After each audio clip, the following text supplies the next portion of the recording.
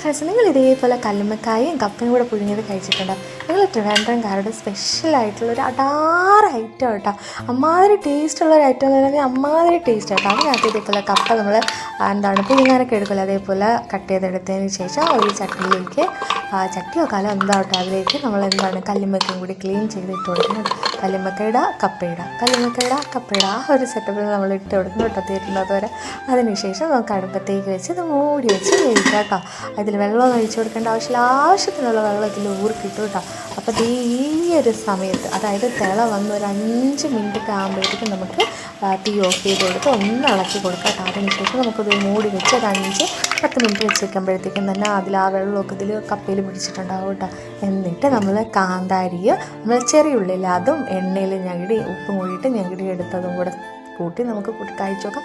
അമ്മാതിരി ടേസ്റ്റാണെന്ന് വെച്ചാൽ അമ്മാതിരി ടേസ്റ്റ് കേട്ടോ. ഇത് പൊളിക്കാൻ വേണ്ടിയിട്ട് വലിയ പാടൊന്നുമില്ല. നമ്മൾ മീൻസ് വെന്ത് കിട്ടുമ്പോഴേ തന്നെ രണ്ടായിട്ട് അതിൻ്റെ മീൻസ് അതിങ്ങനെ പൊളന്ന് വന്നിട്ടുണ്ടാവും കേട്ടോ. അതിനുശേഷം ആ തൊണ്ടില്ലേ, ആ തൊണ്ട് കൊണ്ട് തന്നെ നമുക്ക് ഇതേപോലെ ഇളക്കിയെടുക്കാം കേട്ടോ. അതിൻ്റെ ചത ഇതേപോലെ ഇളക്കിയെടുത്തിട്ട് കഴിക്കാമെന്നുള്ളത്.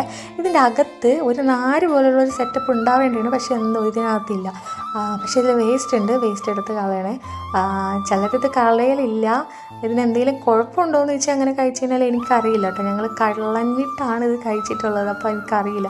അപ്പോൾ അങ്ങനെ ക്ലീൻ ചെയ്ത കല്ലുമ്മക്കായും പിന്നെ എന്തിട്ടാണ് നമ്മളെ കപ്പയും പിന്നെ നമ്മുടെ ഉള്ളിയും കാന്താരി ഇല്ലെങ്കിൽ നമ്മുടെ പച്ചമുളകായാലും മതി കേട്ടോ, അതിനും ടേസ്റ്റാണ്. അപ്പോൾ അതും കൂട്ടി അങ്ങോട്ട് കഴിച്ച് നോക്കണം മക്കളെ.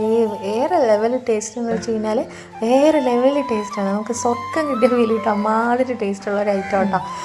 ഇതൊക്കെ പണ്ടാണെങ്കിൽ ഒരുപാടുണ്ടായിരുന്നു. ഞങ്ങളിവിടെ ട്രിവാൻഡ്രത്ത് വിഴിഞ്ഞം പദ്ധതി എന്ന് പറയുന്ന സംഭവം വന്നതിന് ശേഷമാണ് ഈ കല്ലുമ്മക്ക കിട്ടാണ്ടായത് കേട്ടോ. അപ്പോൾ ഞങ്ങളിപ്പോൾ എറണാകുളത്താണ്, ഇന്ന് എന്തോ ഭാഗ്യത്തിൽ ഞങ്ങൾക്ക് കല്ലുമ്മക്ക കിട്ടി. കുട്ടാപ്പി ഇത് ഫസ്റ്റ് ടൈം ഇങ്ങനെ കഴിക്കുകയാണെങ്കിൽ അവൻ തന്നെ താരെ പൊളിച്ചോളാം എന്നൊക്കെ പറഞ്ഞു. പക്ഷേ സംഭവം അവന് പറ്റില്ല. പിന്നെ ഞാൻ മേടിച്ചത് ചെയ്ത് കൊടുക്കുന്നതുകൊണ്ട് ചിക്കന് കഴിച്ചിട്ട് ഭയങ്കരമായിട്ട് ഇഷ്ടപ്പെട്ടു കേട്ടോ. ഇവിടെ ഇപ്പോൾ ഈ കല്ലുമ്മക്കൊക്കെ ഭയങ്കര പൊന്നിൻ്റെ വിലയെന്നൊക്കെ പറയില്ല, അമ്മാതിരി വിലയാണ്. അങ്ങനെ കിട്ടാത്തൊരു സാധനം കേട്ടോ. അപ്പം നിങ്ങൾ ഇതേപോലെ ഒന്ന് ട്രൈ ചെയ്ത് നോക്കണേ.